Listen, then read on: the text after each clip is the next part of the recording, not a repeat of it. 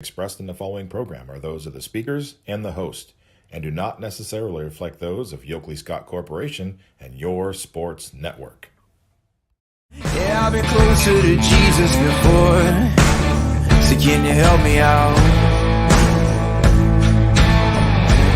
Oh, can you help me out? Am I on my own, or can you help me out? Am I on my own? Am I on my own? Or can you help me out? Can you help me out? I've been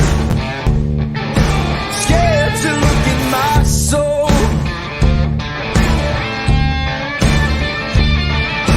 I've been afraid I would follow the road. Yeah, afraid of the things I've been told. Hello, everybody. Welcome inside an episode of Running Point on YSNLive.com. Anthony Hartwig alongside Ty Bartell. It is Tuesday, and we are venturing into the month of May. Softball tournaments have officially kicked off. They're going to get a little bit more rolling as the week goes on. We had a couple of games yesterday, but more games as the week goes on and we get into sectional finals and all of our teams get kicked off because, of course, half of our teams had byes in the first round. So as the days go on, our softball tournament coverage gets more and more. And we also had some very interesting baseball scores, Ty. And I guess we'll start with the biggest game of the night, the biggest shocker of the night. Fitch, 11 innings, took down Canfield, and they are alive and kicking in this AAC race, and it sets up a championship game tonight. And I mean, in a sense, too, it's going to be interesting because Fitch still has a game with Boardman, Howland, and Canfield still. So, I mean, one game with pretty So I much. guess it's not a straight up championship, but it's a first place game. So It will. I mean, if you look at it, too, yeah, Canfield with now 2 losses in the conference, Fitch with just the 1 to Howland. Fitch wins this one, and I think they really start separating themselves from the rest of the pack then all of a sudden to take a hold of that AAC. This game all of a sudden becomes that much bigger now. But as I said to you before, and if the trend continues, Canfield usually bounces back after losses like that too, and they know how to bounce back. So, if anything, Fitch's pitching is in store for a very focused Canfield lineup tonight. And you look at this game, and you got to think that from Canfield's perspective, they feel like they handed the game away a little bit. I mean, you look at the box score, very uncharacteristic Canfield defense. They made 5 errors, I believe. They were credited with 5 errors. So they they tied Fitch with hits. They both had 8 hits. But 5 errors will do you in. And, with those 5 errors, it took 11 innings and a 4-3 walk-off win in the 11th for Fitch to get the win. So I think Canfield probably feels like, hey, if we take away like even 2 of those errors, we probably win this game in 7. But the other errors kind of let this game linger and linger. And if you give a team that's as good as Fitch free base runners on top of it. I mean, and you look at it too, and what I talked with Richie a little bit after the game. I was texting him, and he was just telling me some of the stats and just the scores down the stretch too. Because Jake Coral also walked 4, by the way, so that's 9 free bases with errors and walks. Jake Coral came out of the game after an inning pitched with a little bit of elbow discomfort too, and then it was Mason Petridis, the freshman, that came in and was electric. 8 innings pitched, 9 strikeouts for the freshman against a very, very good Canfield lineup. And I mean, you can't ask for anything more. Carter Owens also pitched 3 innings for Fitch. Shaw pitched for Canfield, went 5 innings, 7 strikeouts, a usual Shaw performance, another great performance for him. But you look at all the hits down the stretch too. They were great hits. Carter Owens also had the game-winning hit. Kashak had the game-tying hit too. And both teams had a bunt RBI in the game too, is what he said. So, I mean, playing some old-school fundamental baseball throughout it, but some big freshmen stepping up for Fitch on the mound too. Mason Petridis, namely, 8 innings pitched. That's dominant against that Canfield lineup. You wonder how much of it was, you're so geared up for a Jake Coral, Joe Roth, that kind of pitching. And then after one inning, you have to deal with someone that there's probably not a big book on as a freshman comes in. So, you take a lot of time to kind of adjust to all of a sudden, I'm not going up against Jake Coral anymore. And it took a while for Canfield's offense to regather itself. Absolutely. And you know what? Credit Mason, though, for being aggressive, too, because you have to be aggressive with that lineup because they're too good. They're not going to let you they're not going to chase after your pitch too often, and you got to be throwing strikes to get them to. That storyline doesn't happen unless, the storyline I said about the, not having a big book and trying to make adjustments. It doesn't go that way if you don't throw, strikes and be aggressive against this lineup, because they'll gladly just sit there and watch you, struggle with command and say, I don't know what you're throwing, but it's not in the strike zone, so I'm not going to swing at it. This conference has been fun, and it's been truly showing that anyone could beat anyone. Howland and Boardman coming up on it, too. It's a very, very fun conference, and we still got games with each one of them. Fitch does, so it's going to be fun. It's got to be a big confidence boost for Fitch. No matter how the conference goes, I mean, to go into a Division I tournament as the 4 seed, to say, hey, we just beat the 1 seed in Division II, who a lot of people think are contenders for a state championship, and we beat them. I mean, that's got to be a big momentum boost going into this D1 tournament next week when they're playing teams like Dover and Greene and Hoover, the likes of that Federal League. And I think wins like that can really do dividends for a team down the stretch. They have a few really good seniors, does Fitch, but they're really made up of a lot of younger guys. And hey, like we always said, and I've always said too, come tournament time, if some of those younger guys start catching fire, look out too, because then that separates the great teams from the good teams, and that really separates teams from getting those wins in the tournament. And Mason Petridis, someone like that against a really good Canfield lineup, and this is a perfect test for Fitch right before the tournament. One of the best lineups, I think, in the area. Perfect test, and we had a perfect game last night out of United as Trent Newburn threw the 5-inning shutout perfect game and broke the school record for strikeouts in a game, striking out 15 hitters in 5 innings, which is just immaculate. It's almost like that's a step perfect beyond too. So that means you didn't walk anybody. Every batter you faced, you struck out. That's ridiculous. They didn't put a ball in play, and like that's perfect to the next level. That's like immaculate perfection. I don't know how else you'd say that, but like 15 strikeouts in 5 innings. Are you kidding me? Like you didn't let a ball get put in play. Like stuff was working that night. The defense was picking flowers in the outfield because they were like, well, there's nothing else to do. The defense left after inning 3, and it's just him on the mound. And just they're FaceTiming their parents out there. Yeah, this is fun. This is fun. Oh, man. So United, big win. They get the perfect game from Newburn, and it was also youth night, which is really cool that United does with both their baseball and softball teams, where a lot of the young kids that are coming up in the program got to meet these players. Autographs were signed. I'm sure Trent was the most popular guy in the autograph line. I'm sure Trent got bombarded with autograph requests. So that was cool to see for sure. To be on youth night too, and to get the autograph of the guy that pitched the perfect game, broke the school record on the night that he did it too. How about this? It's youth night and it's also senior night. Couldn't have asked for a better Cinderella story, right? It's like, whew. I mean, definitely. I mean, that's just incredible. You talk about that, struck out every batter. Like that's perfection to the next level. Jackson Milton advanced in the tournament in the first round with a win over Wellsville. They'll play McDonald come Wednesday at McDonald in the sectional final. So that's gonna be a chance for Jackson Milton softball to get revenge on a McDonald team that beat them twice. Their first time back in 12 days, they had to go and play McDonald in a 5-inning doubleheader, and they lost both those games. So I'm sure Jackson Milton feels like they have something to prove. West Branch softball stayed in the EPC hunt. They got the win over Alliance, and it was 9-4. So they are still just trying to keep their head above water until they play Marlington on Friday. If they can go into that Marlington game with just one loss in the EBC, then that becomes a de facto EBC championship for West Branch. And I think that's one Anthony's going to be keeping his eyes glued on. I think that's when Anthony's actually traveling to Marlington to do. Anthony's going to be in the house of the Dukes. You look at some other scores. South Range softball, they took at least a share of the NE8. It's not an outright title yet. They have to win one more NE8 game before they can claim the outright title, but they have earned at least a share of that NE8 championship.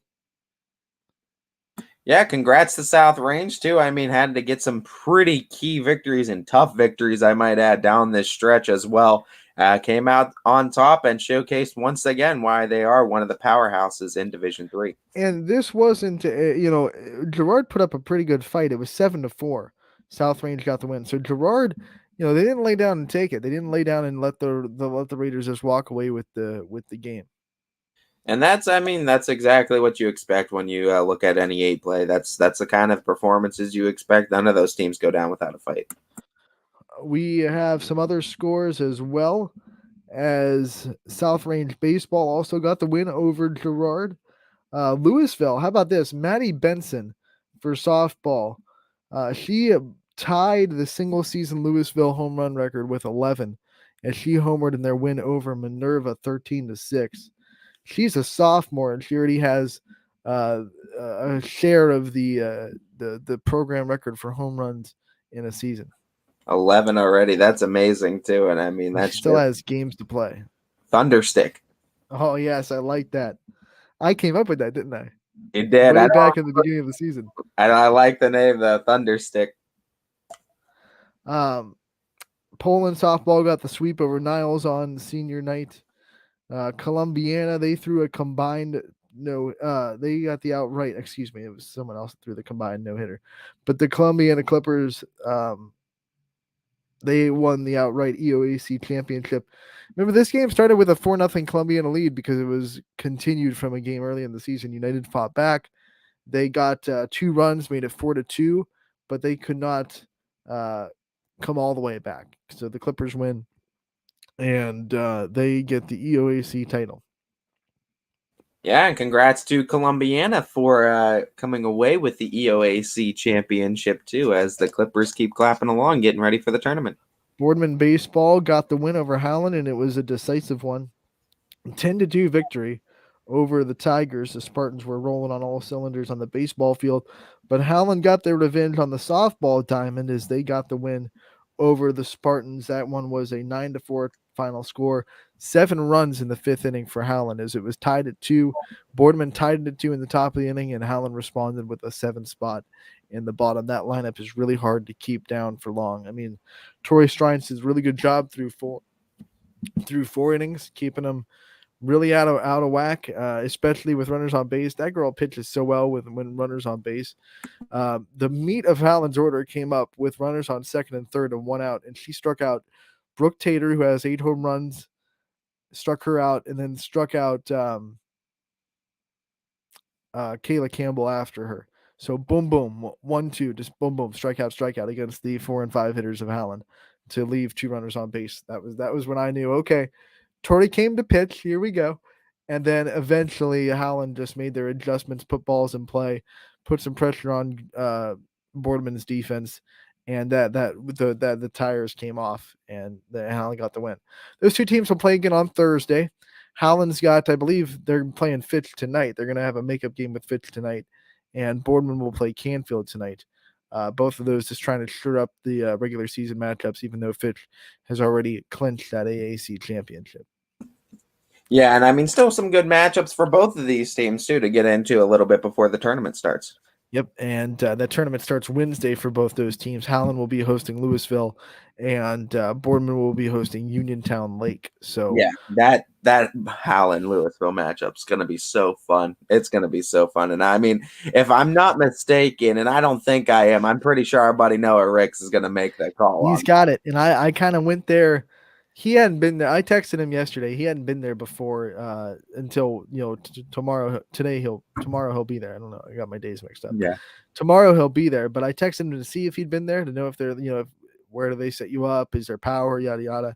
He said he hadn't been there, so I scoped it out for him, and I gave him kind of the lay of the land. Hey, this is where the best place to set up.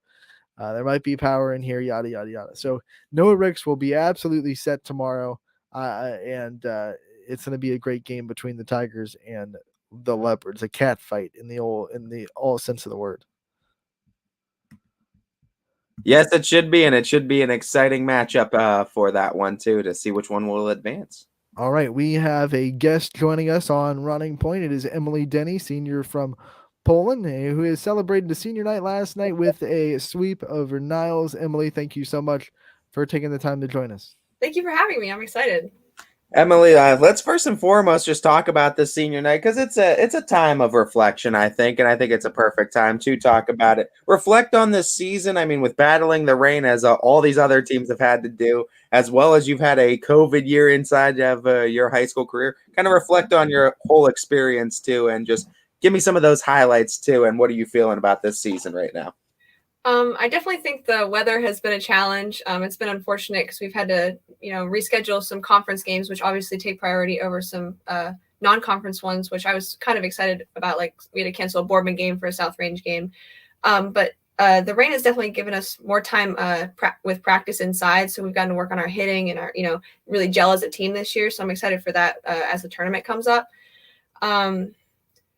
I think last year was definitely a transition year, especially after missing COVID. Like having those, our two seniors last year, Jackie and Cam, having to jump from being just missing their whole junior year, so really just jumping from sophomores to be leaders on that team. I think they did a great job, and I have definitely held them as role models. Like as I've transitioned to becoming a leader on this year's teams, but I think this year we've really settled in, and I'm really hopeful for like what the future holds as the tournament comes. While we're talking about senior night, let's talk about all of these seniors and the bond that you have with them, and what a blessing it is for you to be able to share senior night with the other two, Abby and Connie, and what it's been like to build the relationship with those two. I've known them forever. We played, we played like travel softball together. Abby and I were on the same travel team, and Connie was on a different one. We've played for years together, and then we were on the same basketball team. So we really bonded just as going to school together, just as friends and as teammates, like learning how we work together and, our different skill sets. But I trust them, in whatever position they would be put in. I would know that they would do their job. And I'm just so grateful, like, to have them on this journey with me. And I'm really excited, like, what the future holds for them as well. Talk about this Poland community too a little bit, and just, I mean, it seems like from the outside look, again, this is a really strong community for all sports too, but in particular to a lot of the girls' athletics. Talk about the community support that you've gotten throughout your high school career and how influential it's been on you. It's absolutely been astounding. Poland puts a lot of emphasis on our athletics, which I think is important. And we do have strong sports teams, no matter what the sport is. I know from like cross country, a different sport that I'm a part of, that is such a community-based organization in general. And then Poland has built up such a strong support system behind it that I know, like our coaches, Mrs. Grisdale, we found a lot of support from the community there. And then with softball, like growing up with PCBA, like just with rec and T-ball and just learning how to play the game, everyone is so supportive, no matter like whether from a young age, whether like, oh, this girl or this guy is going to be really, really good at this sport, as they develop, or even if they're bad when they're young, you never know. And the community is always thrown like full support, 100% support behind them. Even last night, like people kept coming to support us seniors through two longer games. And people who weren't directly involved with softball, just people who know, like me, Abby, and Connie, coming to support. So it's really great to see it. You guys get to play on a, I'm going to call it a resilient softball field, because I think people would look at it and think, man, that's going to be really tough to get through with water, and it's going to be rained out a lot. But there were a lot of days where you guys were playing when no one else really was, because it's resilient. Yeah. Describe this home field advantage, and I believe it's going to be the last time that Poland's going to be playing at North Elementary School, if I'm not mistaken. The high school building a new softball facility with you guys. So what's it like to kind of be the last group to go into it, and what's it been like calling it home for the last 4 years? It's been interesting because those are also like the fields we played on when we were like 9 and 10 playing rec. Like I've played on those fields for years. So I associate them with, playing travel ball at the Poland tournament or playing rec just on, on weeknights. So it was interesting coming into high school season as a freshman, like realizing, oh, nothing's really changed. I'm getting to play on the same field with a lot of the same girls. But they do a lot of great work with that field. It's taken a beating over the past 4 years with some crazy weather. I know our coach Jim works on it, and our athletic director, Mr. Banfield, like they do a great job of keeping in shape, especially like our last week. I know Gerard was kind of underwater, and we got lucky enough to have them play their home game here, so we got to get that in. And it's interesting getting to finish my softball career on this field, but also like just having the final years or the final year of this field be my 4 years, just because I've spent so much time at North Elementary playing softball. I'm not going to say I'm not jealous of those the girls who get to play on the new field, because I know they're going to do a great job with it. But it's kind of nice to have like that finality of like, oh, my high school softball career is ending, and so is the career of that field, I suppose. Kind of get to go out with the field too, and that's a cool little moment. Where did this love for softball first start, and where did you first find yourself getting super invested into the sport? Well, my parents obviously put me in like T-ball when I was like 4 or 5. And, I always just grew up with it. And like I said, there was such a great community. I met some of my best friends. I know they don't live around here, but Mr. Wolf and Mr. Dave Wolf and like Rachel and Emma, I played with them for years through travel and rec, Emma especially. And a lot of families came close, like just come closer through softball. I wasn't always very good at it. I'm not going to lie. I was kind of the girl you stick in right field for a few years there. And I remember getting about one swing or two against some of these better teams in travel ball. But as I developed, I realized how much I loved it, and like how much I love the strategy of it. Like a lot of these sports, other sports that I'm a part of, like cross country, or when I played soccer or basketball, a lot of it's so fast paced that there's a limited time for you to have to think. Having softball it's one of the slower games, softball and baseball, where you really have to like strategize and think about like what the next play is going to be. And I really love that the mental aspect of the sport. And I realized maybe only like a few summers ago, like the summer after freshman year, where we had that really great run to the state semis, where I realized like what a community I could build like on a team, and how close I got with some of those girls, especially the seniors that year, like how much I love this sport compared to other sports, like how much I wanted to dedicate my time with it, which obviously grew into I was able to realize I wanted to keep playing it for the next 4 years at Mount Union. I have to ask about the dynamic with your dad, because I get to spend a lot of time with him in the press box. He runs the walk-up songs. And it's so fun to watch him watch the game, because he gets so, I'm going to say, emotionally invested into what you guys are doing, especially when you come to the plate. What's it been like to kind of experience softball with him? I don't know if he's someone that was already in softball or if he grew in softball with you, but either way, what's it been like to go along this journey with him? I'm sure he was invested from the start. He really was. Obviously, like he played baseball as a kid, and then as I'm the oldest of my with my two brothers, so I was the first one to really jump into sports. So when I started like T-ball, he started coaching, and then he was kind of an assistant coach my first year of travel, and then became my head coach. As the years went on, he's my biggest supporter, and like my biggest critic as well, besides myself. But I don't think I would have trusted anyone else as a coach to like develop me as a player, because he knows me so well. We're very similar players. We're very focused and dedicated, and we get in our own heads very much. So he always knows how to like bring me down when I'm stressed out, or like when I don't feel that I'm playing up to my best. He's always like, okay, but you did this, like, and then he knows when, oh, you can do this to better yourself in the future. He's always been there to support me and to better me as a player and just as a person in general. I think it's one of the reasons why or he's been such a role model for me to be a leader on this team this year, especially because he led me through to the World Series. When we went to the World Series twice this summer of my 8th grade year, and then after freshman year, and just getting to go through so many major experiences with him through softball is just amazing. And having him back there is really nice, even if we do like to throw some comments at each other sometimes. You mentioned being able to continue the softball play for the next 4 years, and obviously that's an exciting experience.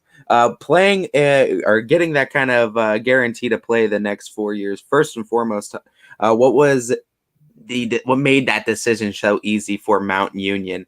And did it add pressure or take pressure off going into the senior season, knowing you were committed to the next level? I don't know if it added or take. It was always in the back of my mind last year, especially as seeing as like I said, our two seniors decide whether or not they wanted to continue their softball or other athletic careers in college. Realizing I was going to have to make that decision this past summer, and I was never on like one of those bigger travel teams where you get to see a lot of scouts. So I realized I had to do a lot of work this summer to really put myself out there. So I went to a lot of camps, various schools, and emailed a lot of different coaches. And I was lucky enough to get contacted or to have Coach Simons respond back to me and show some interest. So after I went to a few camps and we talked it out, and she told me she had a spot for me on the roster, and I was lucky enough to get to do an overnight stay there with a former teammate, Ali Natoli, and just having getting to see that community at Mount Union, seeing how similar it is to the one we have here at Poland, and knowing that there's some safety in the fact that I have a former teammate there who knows me and who knows how I play, and it made that transition very comfortable. I think it's so cool that you and Abby Farber are both going to schools with former Poland Bulldogs there. It's kind of like a safety net for you guys to kind of, we know that you guys are going to be taken care of when we left to let you go at YSN. You found your home run swing this season. You hit 2 in 1 week. I was told it was your first home runs of your career. I'm going to let you confirm or deny that. But what went into finding that swing, and how exhilarating was it to hit 2 of them in 1 week? It was my first one. I've never really been a power hitter, especially when I was younger. I really was just hoping to make some contact. But I didn't really change anything, but except finding, I've always struggled with like really seeing the ball and picking out my pitch, like being selective at the plate. And I've found like these past 2 years, I've been better equipped to do that and only swing at my pitches and not just battle against the pitcher and fight off hers. Nothing really changed. I think sometimes, I don't know if I got lucky, but sometimes the work and a little bit of luck happened to fall in at the same time. And, it happens later than others. So I was lucky enough that, it happened my senior year, but, who knows what the future holds, who knows how I'll hit today or, further into the week. So I think I go game by game. I don't think anything's really changed. I keep swinging at my pitches and see what falls. All right, Emily, it's time for your rapid fire questions to kind of learn a little bit about you off the field, have some fun before we let you go. And I think we're going to start with, if you were going on vacation, do you prefer driving or flying? Driving. If you could have any animal as a pet, what would you want? I want a hedgehog so bad. A night in or a night out? In, definitely. Sunrise or sunset? Sunrise. Movies or books? Books. What was the last book you read? We just read Hamlet for English, so that was the last one I read. All right, if someone took you to a karaoke night, what's your go-to karaoke song? Oh, probably Africa by Toto. Yes. What is your walk-up song and why? Oh, my walk-up song this year is Poison by Belle Biv DeVoe. I was getting into like a lot of like 90s and early 2000s rap like a few months ago, and I really like the intro on that, and we just do the first 10 seconds of all our songs, so I just picked it kind of randomly. What is one thing that you spend a lot of money on that you probably shouldn't? Shoes. What was your last impulse buy? I saw these cute t-shirts on Instagram and just bought 2 of them just out of nowhere. What is the weirdest thing your pet does, if you have a pet? My dog, he likes to try and jump, like tackle you. He's kind of smaller, but he will try and tackle you and take you down with all like the 45 pounds of him.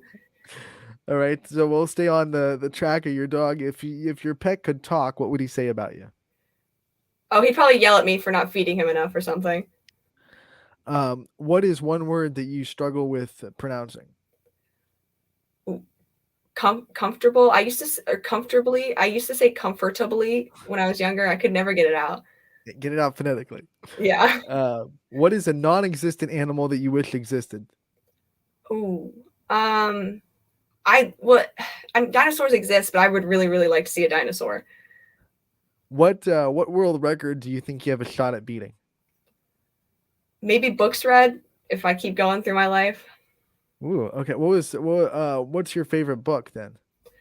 Ooh, I'm forgetting the author's name. But it's called A Little Life. It's really sad, so just a warning. What fictional death hit you the hardest? Probably the death in A Little Life. There we go. We're going right Yeah. back to that. If you could afford any car, what would you want? Oh, I don't know. I don't know cars that much. I would really like a dark green car though. What's the best advice you ever received? Oh, I remember my freshman year, one of the seniors pulled me aside and yelled at me to just breathe after one of my first games. All right, and then what is the best gift you've ever received?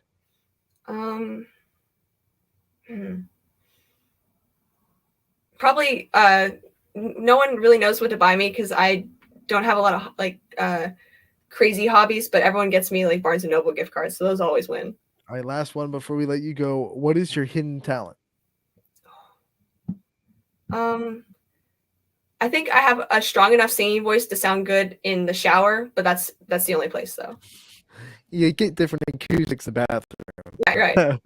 Emily, before we do let you go, we do want to give you the chance to thank your support system and the people that are always there for you throughout your career. So without further ado, please do thank the people that are always in your corner. Absolutely. Thank you so much, first off, to my parents for putting up with me, all of my tantrums when I was little, when I didn't do well, my tantrums now when I don't do well, for supporting me through everything, thick and thin. For my fellow seniors, Abby and Connie, for being such great teammates through these past few years. All of my teammates at Poland, our pitcher, Katie, for pushing through as our primary pitcher this year. I'm really excited for what she has to show as the tournament comes. Our coach, Jim Sarich and Casey and Mark Yakubovic and John Bocherry. They're such great coaches, and they're always there for us girls. All of my teachers, I suppose, at school for putting up with me as I stress myself out in them at school as well.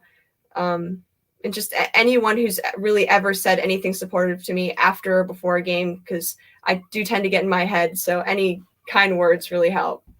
Emily, thank you so much for taking the time to join us. We look forward to continuing your coverage of your senior season. We hope it lasts as long as possible. We wish you the best of luck, and we can't wait to talk to you again real soon. Thank you so much for having me. I had a great time. All right, Emily Denny, one of the senior leaders of that Poland softball team, and we'll go from an upperclassman to an underclassman. We're going to welcome in Maddie Weimer to the show. Maddie, thank you so much for taking the time to join us today. Oh, thank you so much for having me on the show. Next one up for the Boardman softball community. So let's get into Maddie Weimer's interview now. I mean, you got the opportunity to play, being one of the underclassmen. You have an opportunity to play with a generous amount of seniors on your squad. I guess the first question I have for you is, talk to me about some of the biggest things you've learned from this senior class that is so generously big. These seniors have taught me so much. Like even from them being juniors last year and seniors this year, they've taught me so much. They taught me to like believe in myself and believe in my teammates, and honestly just to like stay out of my head and not worry what anyone else thinks and just have fun and play my best. You know, you come into this year and you take the role as the everyday catcher, you know, and you split time last year with another senior last year that probably taught you a lot. What was it like to kind of know this year it was kind of going to be your opportunity to be behind the plate and catch this pitching staff? I was really excited to be the primary catcher this year. I was excited to like show people what I have and to like work with everyone else. It was hard at first, and it still is, being like one of the only catchers. It's a struggle, but I feel like I have learned a lot, and they've taught me so much, like all of my seniors and my coaches.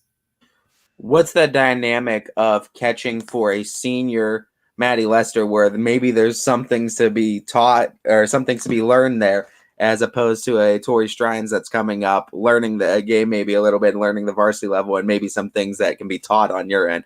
Talk to me about that dynamic between those two. I feel like Maddie has taught me a lot, and at first it was hard to like find our chemistry exactly, but I feel like now we finally kind of reached a point where we both like trust each other and we know what's happening. But she's definitely taught me a lot, and I've learned a lot from her.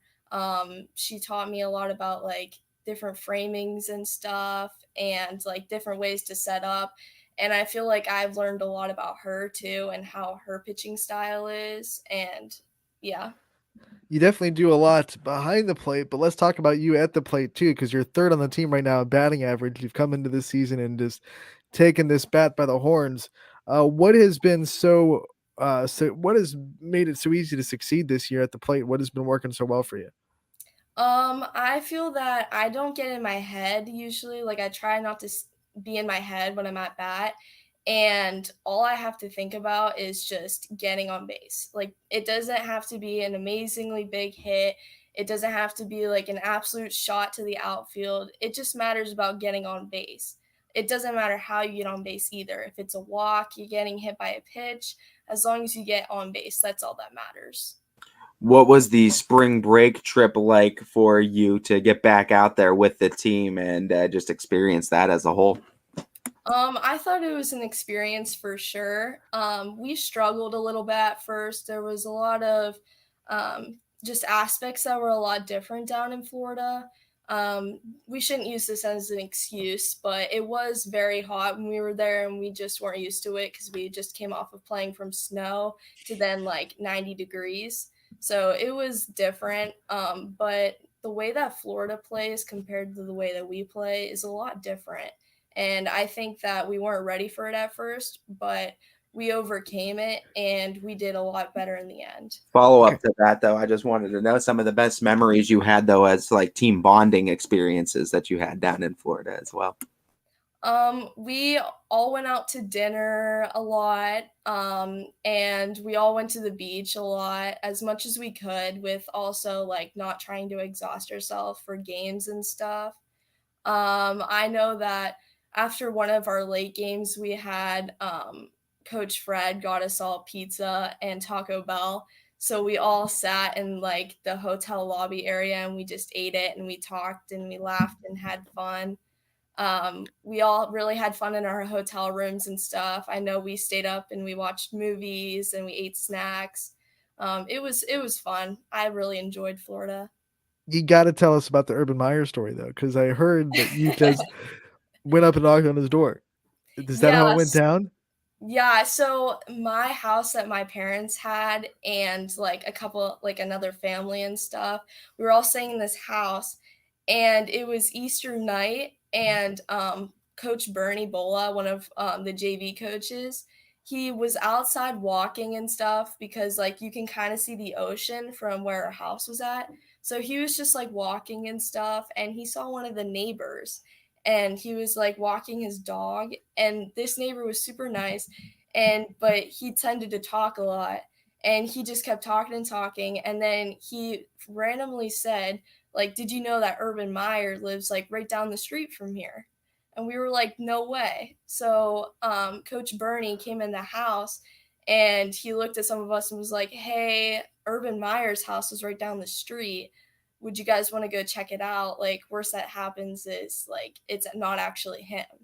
So I was like, you know what, I'll go. And another one of my teammates, Leah Burns, she also came with us. So we went on a walk like down the path to his house, and we were like, oh my gosh, like is this could actually be it. It was like a huge blue house, like you can't miss it. So we were like, maybe it is him. Like maybe we should just go knock on the door. What's the worst that can happen? So we did, and his wife answered the door, and she was super sweet.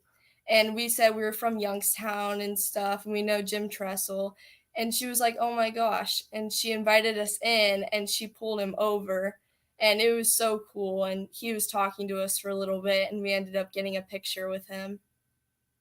I mean, what a great experience to have. I mean, memorable experience to have down there in Florida. Would you say that the team bonding that occurred down there in Florida, and I mean experiences like that, would you say coming back as a team, you guys were closer going into the second part of this season? I felt that Florida made our team very closer and stronger as a whole. And I think that we had a rough start with Fitch. I got hurt the second inning during Fitch. I got hit in the head by a pitch, and I've had like a lot of concussions in the past. So it wasn't really good for a second. So I was out for a couple of days. And then the second day of Fitch was a little bit better. I was not playing, but it got a little bit better. And our senior night against Mooney, I think we came out with a bang. It was very good. And last night we struggled a little bit, but hopefully we overcome it and we beat Canfield tonight. All right, let's talk about this love for softball that you have and all the work that you put into it. Where did it start and how has it grown since you started? I've loved softball the minute I've played it. When I was younger, I used to live in Poland, but I ended up moving in second grade, and I was like a big soccer person then. So I love soccer. That's all I played. And my dad one day, I remember standing in my kitchen, and he was like, "Hey, do you want to play softball?"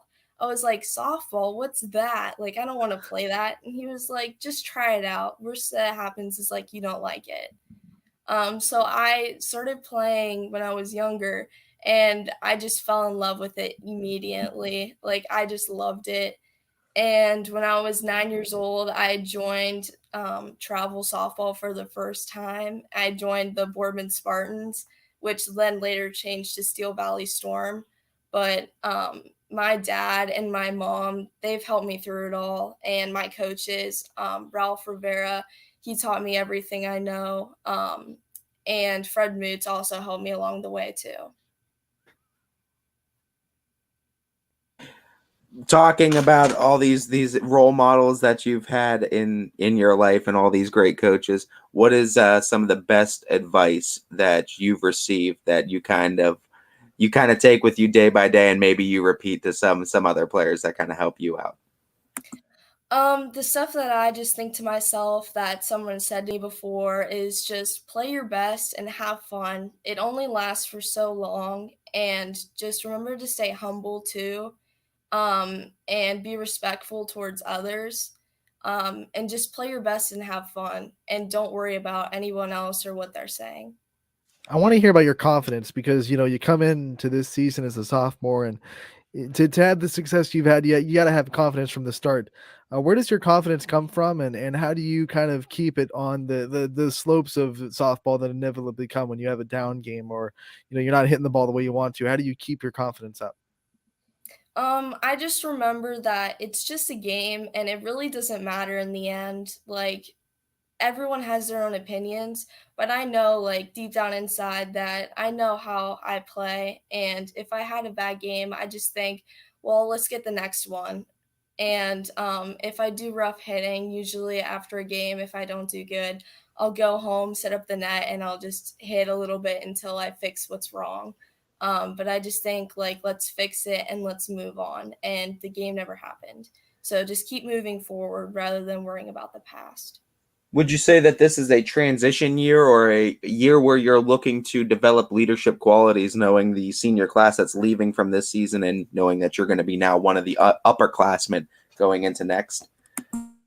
I think it's nervous becoming an upperclassman. I feel like this year I've learned so much from the seniors on how to be a leader and how to guide others to greatness. And I think that hopefully I can become that leader and role model for the freshmen and some of my other like players around me. I'm hoping that I can become the leader that the seniors were and still are and fill their shoes.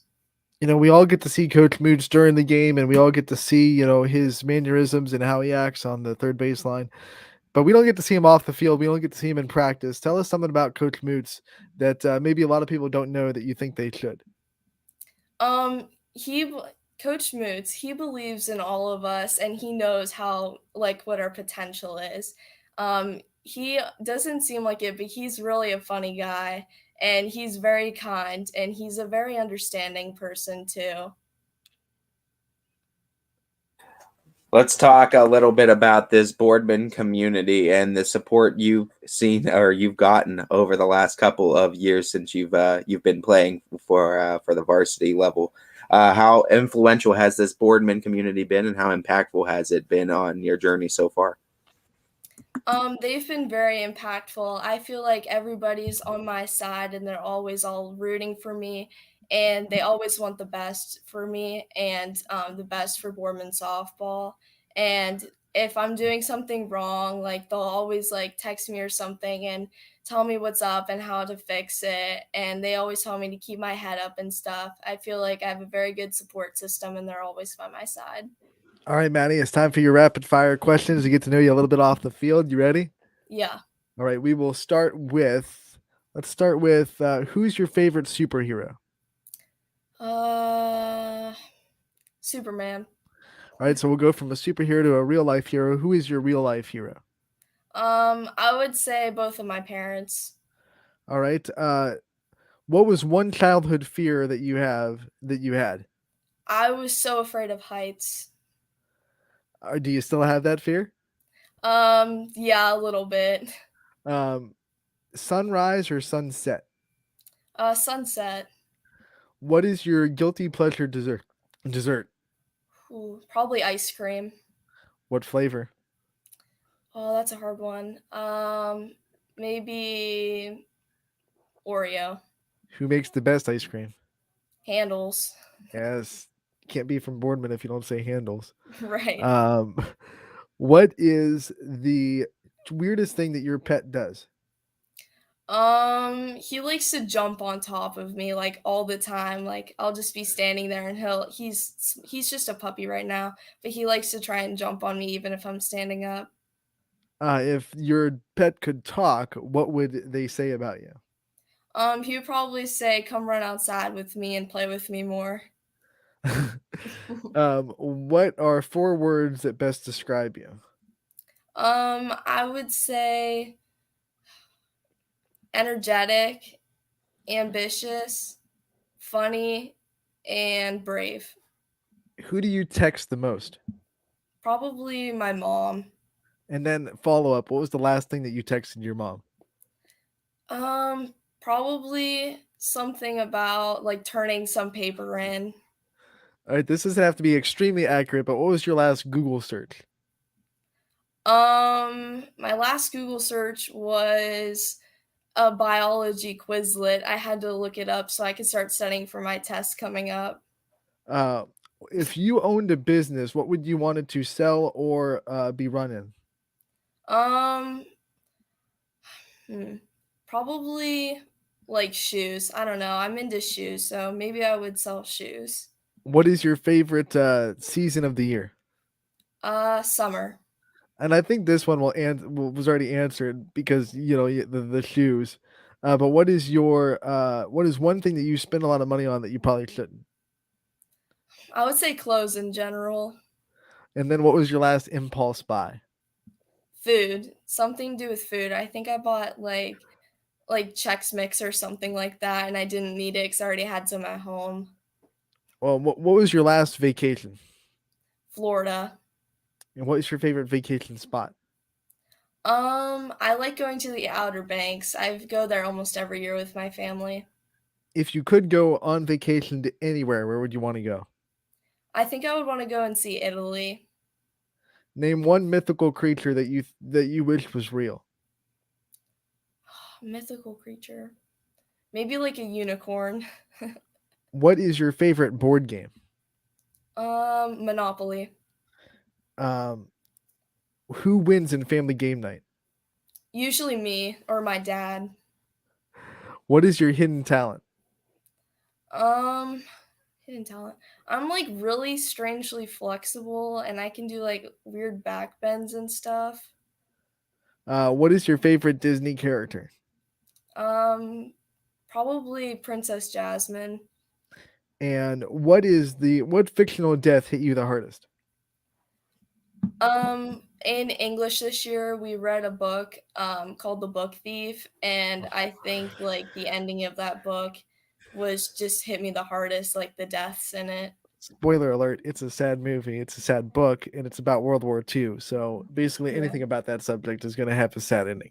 Maddie, before we let you go, we want to give you a chance to thank your support system and your support staff and everyone that kind of supports you throughout your journey. So thank whoever it is you want to thank at this time. To start off, I want to thank my parents for always believing in me and always being there for me, and always supporting me no matter what I do. My younger sister for always cheering me on and like just believing in me.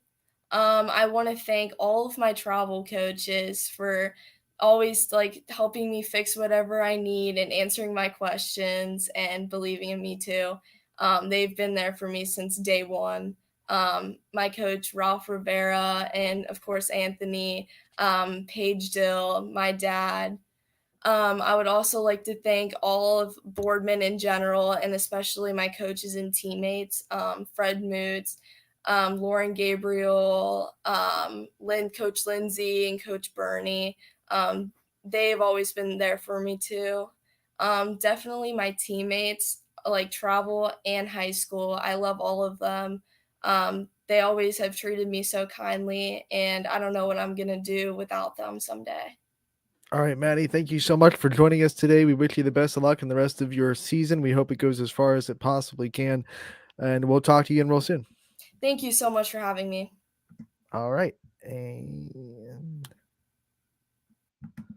that was Maddie Weimer of Boardman Softball, sophomore catcher that has really come on the scene and lit the world on fire. She's third on the team right now in batting average to go along with her really good defensive efforts behind the plate. Last night, she threw out Alyssa Masucci going to second, which does not happen too often. I have to look at the stats, but I don't think Alyssa Masucci can turn out too much. Yeah, and I mean, I love it. I love that we've gotten we're almost like a meet the team kind of status right now with Board. Like we could put like a whole meet the team kind of segment, like almost like a 3-hour segment of just like meet the team. I love it though.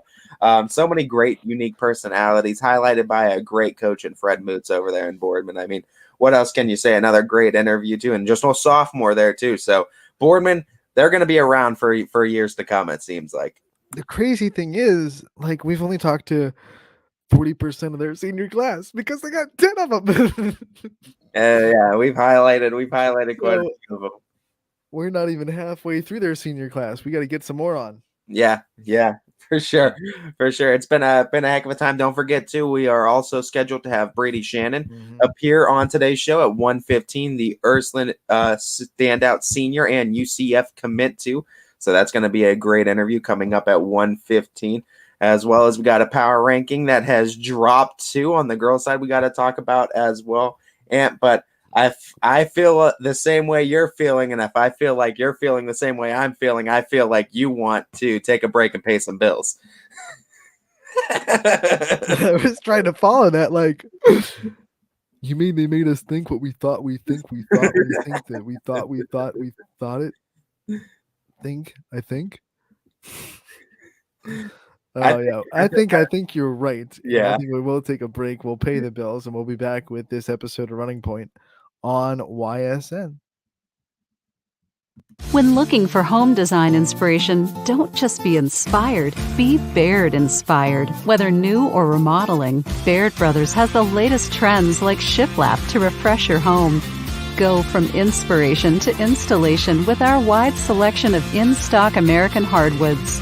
From the rustic charm of antique oak to the warmth of traditional cherry, Baird Brothers has what you need to make your home inspiring. Baird Brothers, our family's heritage, your family's home.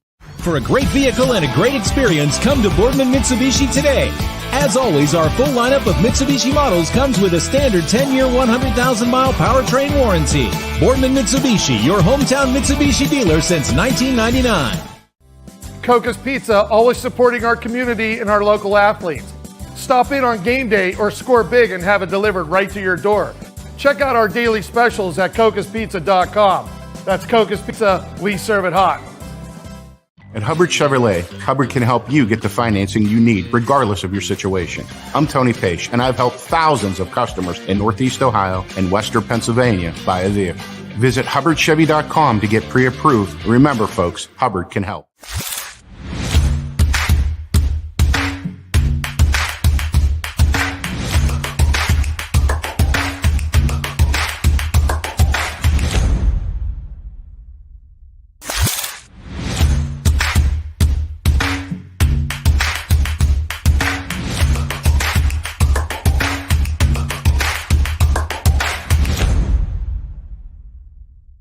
You're not waiting to see what the world has in store for you. It's more about what you have in store for the world. All you need is the opportunity. All you need are the resources of a large university and the advantages of a personalized academic setting where you can experience new worlds in the arts and sciences, business, and education and make them your own. We are where you shape your future. We are Youngstown State University and proud. Welcome back to Running Point on YSNLive.com, brought to you by Greenwood Chevrolet in Austin. Down Anthony Hartwig alongside Ty Bartell. This is a Tuesday episode, and Ty, we still have a lot to get to on this on this episode. I said episode like 5 times in a sentence. Basically, in the commercial break, I told myself I made a bet with myself how many times I can say episode in one sentence without it sounding weird. So that's what I did. We got Brady Shannon coming out at 1:30, and we have power rankings to talk about. Just softball for now. Baseball is dropping very soon. But let's talk about this softball power rankings. And before we do, I think it's important to just throw a caveat and like we do a disclaimer every week. These power rankings, the voting was Sunday. So everything that happened last night doesn't go into the power rankings for baseball or softball. So the voting happens Sunday. We'll get our votes in by Sunday. Monday night's games will be accounted for next week. So when you're looking at these power rankings, please keep that in mind and before you roast us in the comments. Yeah. These are your week 6 softball rankings. Austintown Fitch stays at the 1 spot. They have been the 1 spot since week 1, and they stay there. Ursuline 2, South Range 3. Champion moves up from 5 to 4, flips with West Branch. That's interesting for sure. We have Columbiana at 6, Crestview at 7. Canfield makes their first appearance in the softball rankings at 8. We have Poland at 9, and Newton Falls, with that win over Champion on Thursday, cracks into the power rankings with the 10 spot. Now, it's the dang curse. Every time a team jumps in the power rankings, they just lose the next day. It's like we're becoming the Madden curse because, unfortunately for Newton Falls, they lost last night to Brookfield, and we'll have to see how that affects them going forward. It knocks them out of the MVAC race, and now it's kind of a 3-horse race between Brookfield, Crestview, and Champion. Brookfield keeps on popping up too. Every time you mention any other team, they say you forgot about us, and then they get mad. Last week, Brookfield got on, and then they dropped a game. So it was like, well. And then they're like, no, give that back. Give it back. It's like a game of pickup basketball. It's like make it, take it rules. You hit that shot, you hit that 3 in the corner. Yeah, get that back. Give me it back. So basically, here's what the MVAC is going to come down to now. Champion is 10-2. Brookfield and Crestview are both 9-3. Crestview plays Champion on Friday, and Brookfield still has 1 MVAC game left, I believe. I think they have to go to 10-3 as well. So everyone except Champion is hoping that Crestview can pull off the win and then create a 3-way tie for the top of that MVAC gray tier. If that were to happen, all 3 teams would be 10-3 in the league. They all want a piece of it too, right? But Champion can outright take it again. Champion could just stomp all over those dreams on Friday night. We'll see what happens. We will have to see what happens. But I mean, hey, it's been kind of the trend that we've seen for a lot of these softball conferences. A lot of teams came knocking at the door, but it tends to be the team that has won it in years past that comes out on top prior to, or the teams that are at least on top of the conferences in years past, or towards the top again. But we'll have to see. There could be a 3-way tie, but if champion does what champion needs to do, they can outright become champion. Okay. How many times can you say champion? This is the lowest that West Branch has been. They've been in the top 4 all season. They dropped to 5. What do you think was the key thing in bringing champion up to the top 4 and putting West Branch in the top 5? Possibly just raising the fact that champion is now in a possession, or in a spot where they could have sole possession of a conference. Your top 5 mirrors this, if I'm not mistaken. You had Fitch, Ursuline, South Range, Champion, West Branch. So for you, what was it that kind of made you decide that Champion was going to bump West Branch in the top 4? I think it's just because they're holding sole possession right now of that conference title, and I think I'm comfortable keeping them, because I've ranked them as high as 3 and I've ranked them as low as 5 champion in regards to this season. I think right now I'm just looking at this upcoming game with Crestview is going to be telling if champion stays in that one. I wasn't considering it like a quote unquote death sentence to put West Branch one spot lower too. I'm still respecting them as a top 5 team, and I always think that the Warriors can still easily jump back in the top 3. I mean, this top 5 has been pretty much this all season, just kind of flip flopping, with Fitch really the only one that's stronghold at 1, and now champion moves from 5 to 4 for the first time ever. But it's pretty much been these 5 teams that have just been shuffling around. And then I think the last regular season of the game tonight is Fitch. I think that's their last regular season game. I think the rest of the season would just be tournament time. So the last chance for Fitch to fall per se in the regular season is tonight against Howland, and I think that's Ursuline, South Range, and probably Champion's last chance to try to stake that 1 spot. I think this is the last week to do it. I think too, like, one of the reasons you put champion, I think, and I mean, all fairness here, I think the bets on champion coming out on top, I have more faith, I guess, in champion beating Crestview and getting the conference championship than West Branch beating Marlington. But we'll see, because okay. I guess that's kind of what I'm saying with the ranking. But now saying this, if West Branch beats Marlington and champion beats Crestview, I feel like West Branch has to jump champion. In my opinion, that's a better win. That's a better no disrespect to Crestview, because Crestview is a great win.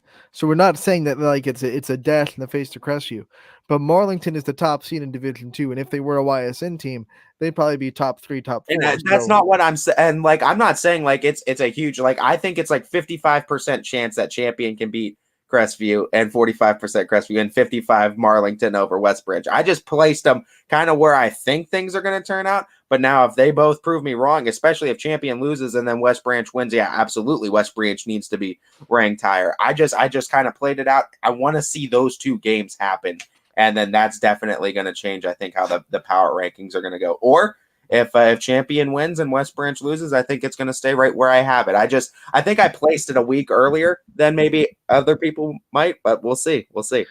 Ty, this is strictly devil's advocate, because I just want to go from because the argument you made for champion, because I voted Ursuline above South Range too, but you said champion deserves to be higher because they have the outright lead in the MVAC. So does South Range. So South Range is in there saying, like, we do too, so why are we below Ursuline? Well, doesn't Ursuline already have conference, like, locked up? Like, I mean, I know it's a small one, but, like, if we're really looking at conferences too, I'm pretty sure, like, Ursuline's conference is locked up, because they technically play in the Steel Valley. No problem, boss man. we got you taken care of on that front. We're never going to do that. But no. No, looking at this, I think these top 5 teams are just, it's pick and choose how you want. Because if you really want to talk top 5 of YSN covered softball teams, it's been these teams though, and like it hasn't shied away from these 5 teams ever in this season. I can't think of a single week in a power ranking where Fitch, Ursuline, South Range champion, West Branch was not featured in the top 5 on the softball side. No. I don't think anyone else has been in the top 5. I think on the baseball side, our top 5 has shuffled around pretty pretty crazy and pretty drastically. But on the softball side, it's been pretty strong on the front, on the top 5 at least, and the bottom 5, the 6 through 10 spots have shuffled a lot. And here's what when I'm looking at Ursuline versus South Range. Right now, Ursuline is on an absolute tear. They've won, let's see, 1, 2, 3, 4, 5, 6, 7, 8, 9, 10. They've won 11 in a row, and they are playing teams like Chardon, Walsh Jesuit, Brookside, Howland. They're playing St. Vincent, St. Mary, Field. These are all really like they're playing their non-conference. Going on an 11-game win streak in Ursuline's schedule is really impressive, and they're on a tear right now. And not that South Range isn't, but South Range has had a couple of rocky kind of moments against really good teams in the last couple of weeks. When they went down to North Ridgeville and they lost to a couple of teams down there, and they lost a couple of, so I think right now, just because Ursuline's on a really big win streak, that's why I voted them ahead of South Range, and I think it's really close, but I would put Ursuline with the slight edge over South Range right now. And the funniest thing too is like looking up, and good point by the boss man as well, South Range going up against D1 teams is even. That's the thing. I mean, they both are. I mean, Ursuline just beat Walsh Jesuit, so they're both having schedules that go way above and beyond D3 schools, but Ursuline's on an 11-game win. I think the interesting thing is too, the only way we see this again is a regional final rematch, right? Because Ursuline's in the LeBray bracket, right, or in the LeBray district. South Range is obviously in their own, and both of those are already in separate regional semifinals. So regional final could very well come down to Ursuline South Range, but the caveat is this time champion is also with Ursuline. So Ursuline's going to have to get through champion, possibly champion, the other highest seed 2 and 3 in that bracket. And then of course, over in the, in South Range's bracket, I believe the biggest team South Range, or the highest ranked team South Range is going to have to get through, is going to be Crestview. So Crestview and Columbiana sit in South Range's bracket, and then Ursuline likely going to have to deal with champion. So it's going to be interesting, because we've talked about Crestview too, but I don't know if we've talked about them enough. And they've been that kind of wild card team, and they could surprise a lot of people, I think, come this tournament. And the last time that those two teams played each other, if it does go South Range Crestview, not counting out Columbiana, because Crestview and Columbiana are both in that bottom half of the bracket, so they're going to have to meet up with each other at some point. But the last time Crestview and South Range played each other was the 2019 district championship game. That was back when Caden Sutton and Carson Moore and those seniors were just freshmen. And then, of course, 2020 didn't happen, and then they weren't in the same district in 2021. So all of a sudden, but remember, in 19, we had volleyball, basketball, softball all come down the South Range versus Crestview in the district championship game. Which do you think these? I mean, looking at these matchups, then, and it might be this. What for South Range? Do you think South Range matching up with champion prior to Ursuline is the better matchup for them? Do you think out of those teams that South Range can face, Ursuline, champion, Columbiana, Crestview, do you think champion is a best matchup, or do you think it's they wouldn't play champion unless champion beats Ursuline? Because champion and Ursuline are in the same district. True. Or you know what? Flip that. I mean, excuse me, Ursuline. Out of all those teams, do you think that Ursuline can match up with? Because these are all good teams. Do you think champion is one of the better ones that Ursuline can match up with right now? Yes, especially champion in the power that Ursuline's been providing really can help them out too, with the timely hits that they would need against champion. Champion in the tournament is a different team. I'll say, they have obviously they turn something on, and they just become a different team. Now, a team that I do want to watch out for in that district, though, besides champion, is looking for well, obviously Newton Falls is in there, and they've already beaten champions. So got to work out for them.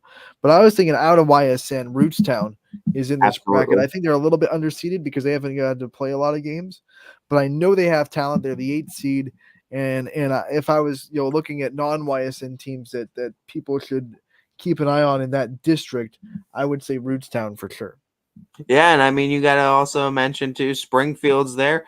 And I've been hearing a lot of things about Pie Valley this year too on the softball side. I've seen a lot of things kind of swirling around on social. They're the 6 seeds. We're No gonna disrespect, but Pie Valley doesn't play the schedule that will prepare them for playing some of these teams in this bracket. Yeah, we'll see. We'll have to see. It always kind of shakes out that way where records can be deceiving. We'll see. We'll see if they have the talent to compete with that 6th seed though. So it's going to be interesting in that side of the district. You know, when I'm looking at the like South Range's district, who South Range matches up with best, Columbiana or Crestview? That's a good question. I think both those teams present a little bit different problems for South Range. I mean, Columbiana's lineup is just a gauntlet, and I know South Range pitching has really been good this year, but you know it's tough to go through a lineup that 1 through 9 can really beat you. And then Crestview's pitching can really shut down good hitters. I mean, they've done that this year a lot. Caden Sutton has thrown 2 no-hitters. So I think it would be different games. I think South Range and Columbiana would probably get into one of those games where it gets a little bit higher scoring. That both pitching staffs are good. So it's not going to get crazy like 11-10. But I think it might get a little bit high scoring. And I think Crestview South Range might get into like the 3-2 kind of score. Now, looking at this too, I mean, just kind of if everything goes chalk, it's going to be 4 and 5 meeting up before you get to South Range, which would be Columbiana and Crestview. And that's obviously if South Range was to get there. And seeing in that matchup, who do you think matches up better against the other, Columbiana or Crestview? Oh, so who would I put as a favorite in that game? Yeah, I guess who would you give like that 55-45 slight edge? I think I would give the edge to Columbiana because I think they're a little bit more balanced as a team. They have good pitching in Tori Long and Caitlin Pleska. And they have a really good lineup 1 through 9. I think their lineup is probably a little bit deeper. There aren't as many holes in the lineup.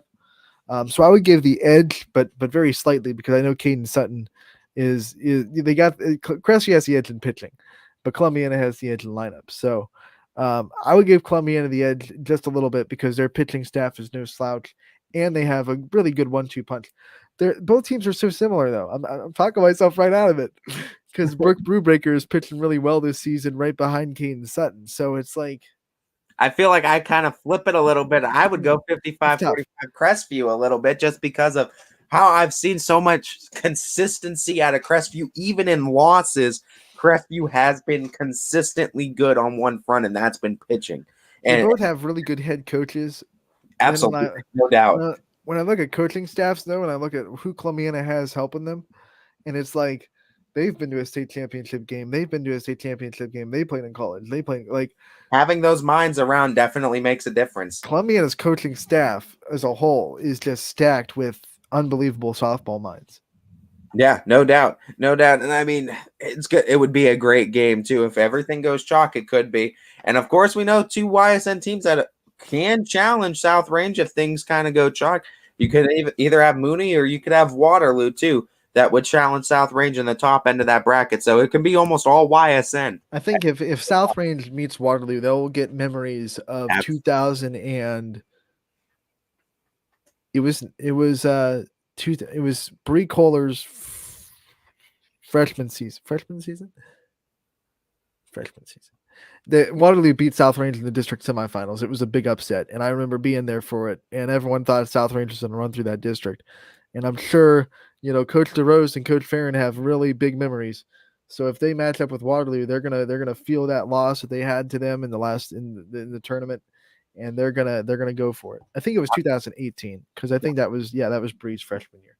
Not to the year before they met Crestview in the district championship game and won that. So 2018, if my years are right, was the year that South Range lost to Waterloo in the district semifinals.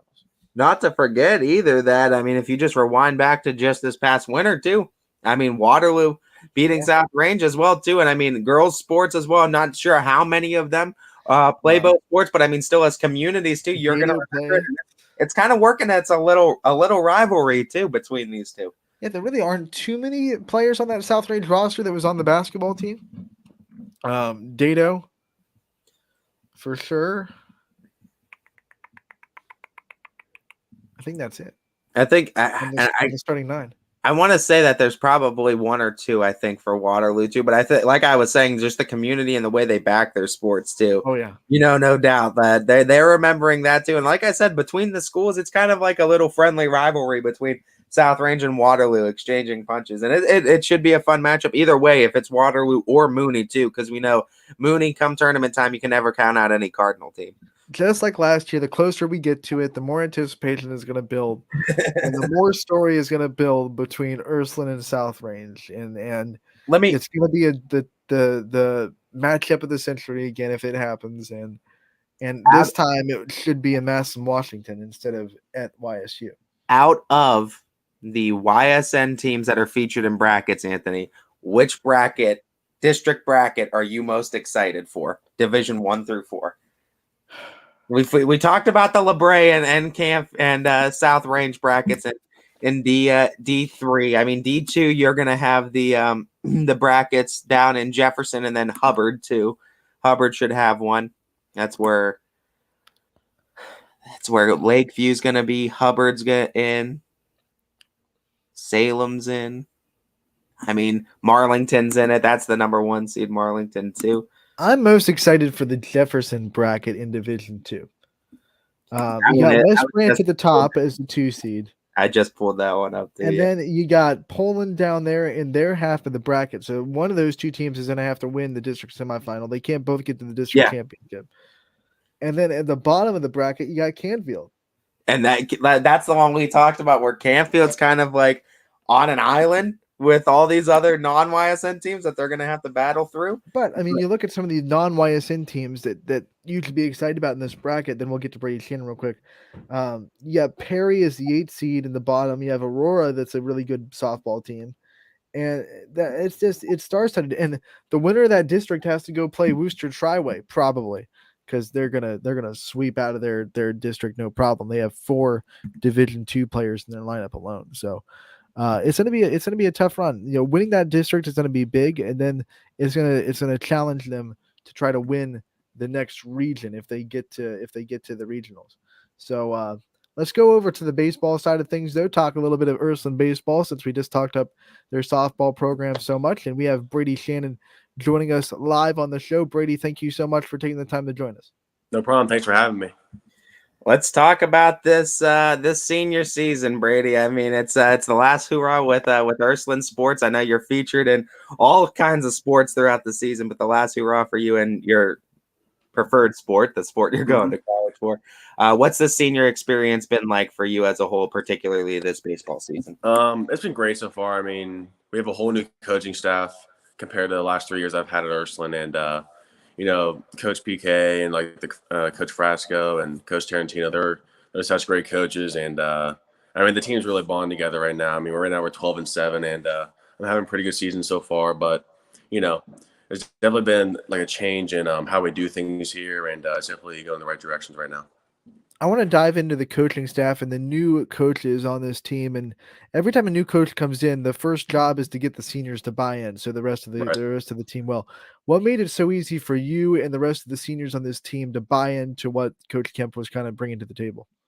I mean, I think it really started like in the weight room in the off season. We had a lot of like team meetings with like just the coaches and the seniors just to make sure we're all on the same page. I know the players, like as a whole, like we were always on the same page, but we all know who PK is, and like he's a teacher at the school, and we all know who like Coach Frasco and the other Coach Frasco are, and the Frascos coached me in football too, so I have a really good relationship with them, and we have some like multi-sport guys on the team, so they know what it's like to have like a coaching staff change, how it happened a couple years ago in football, and we had to adjust to that, but no, we really adjusted really well, and we just had a lot of chemistry going on into the season that our players and coaches are on the same page. So it's working out. Your name's synonymous with Ursuline sports. I mean, featured in the state championship game with football, playing basketball over the years, and of course, being a college commit for baseball. Do you feel any kind of pressure representing Ursuline on the outside world, and how do you feel you need to represent the Irish when you're not in school?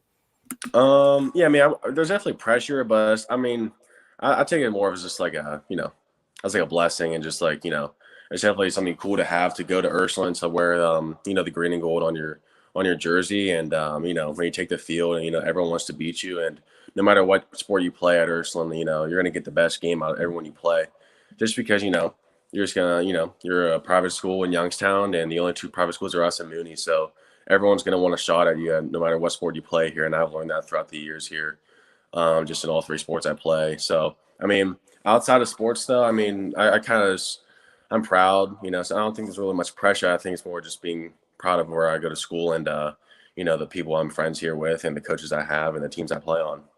We know that athletes use experience to build on their future. The football season, you guys got so close to a state championship. How does that experience make you hungrier in the next sports that you play to go and try to do it in the new sport? Yeah, it does for sure. We had a really good football season, faced a lot of adversity, ups and downs, and obviously we made it all the way and didn't end how we wanted it to be.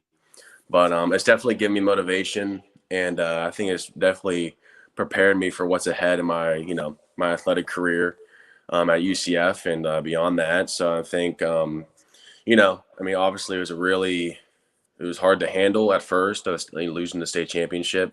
But, looking back now, as I'm about to graduate high school, it's almost like a learning experience in that,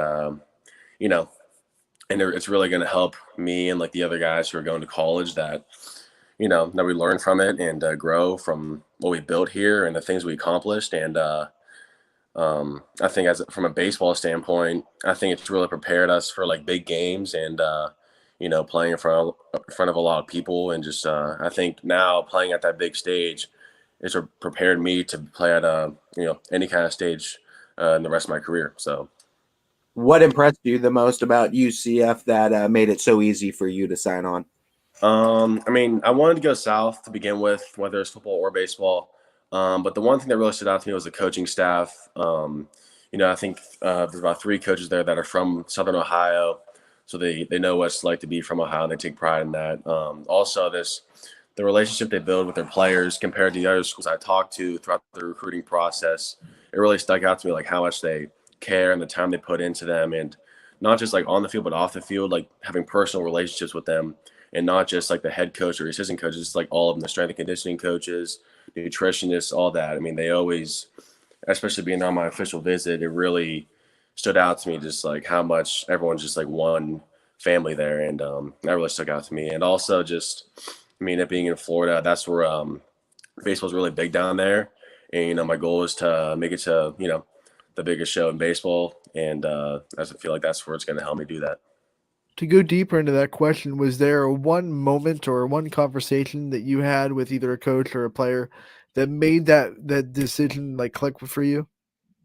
I wouldn't say there was one specific conversation. Definitely, I talked to them for a while. Probably I was building a relationship with them from the summer going into my junior year until the spring of my junior year. So, I talked to them for a good almost a year, getting to know them and being down on campus a couple times. But especially during COVID, it was definitely hard to see schools. And but I don't think there's one specific time where I thought like this is where I want to be. I think just like it gradually progressed as I talked to other schools, and we're comparing all of them and like making pros and cons list, all that. So, but definitely, now I'm still really proud of the decision I made. I'm really excited to get down there. Compare your junior season to your senior season. What was it like to have that kind of commit already in place before you started your senior season for most sports? I didn't really think much of it. Some people say there's like added pressure to that, but to like to kind of like live up to the hype. But I don't really feel that at all. I still went out there and just played my game. And in baseball, my junior year, that was my first season being a commit and playing. But it made me more excited to play baseball. Actually, just you got more eyes on you, and I love when people watch me play and having just like having all the attention. That's my favorite. So, and then from a football standpoint, I think I'm going to play college, play baseball right now, but this year's my first season playing football, being committed to a baseball school. So obviously it helps like people know who you are, but like when I'm playing, I don't really think much of it though. What is one thing that you've learned about yourself that has really helped you grow as an athlete from freshman year to now senior season?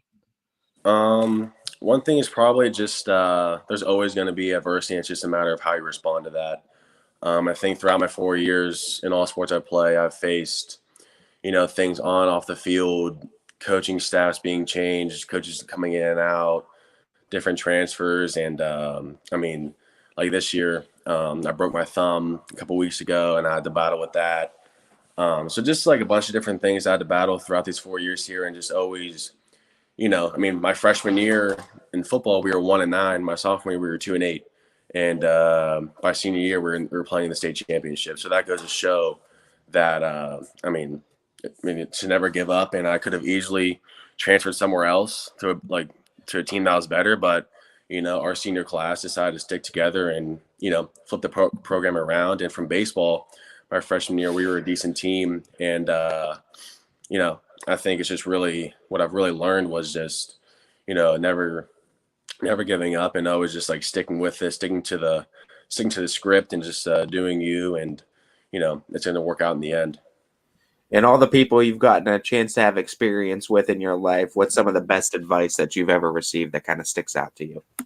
The best advice I've received is probably to just, obviously we had a little saying called just next pitch. And that's kind of just, moving on, like forgetting about it, having a short-term memory, because that really stuck to me. And it's kind of basic, but that kind of stuck to me throughout the three sports I've played. Like in football, you're throwing a interception, you can't do anything about it. You just got to move on and go to the next play. And like in baseball, make an error, strike out, whatever like that, and that's part of the game. You can't dwell on it or feel sorry for yourself. You just got to keep on playing, and just keep your head up. And when you're down, keep your head up, and when you're up, keep your head down. So that's how I look at things. Ursuline athletes as a whole do a lot of community outreach, volunteer hours. What has been your favorite part about being able to go out into the community and help the people and really maybe make a stranger's day just because you're out there doing and giving your volunteer time?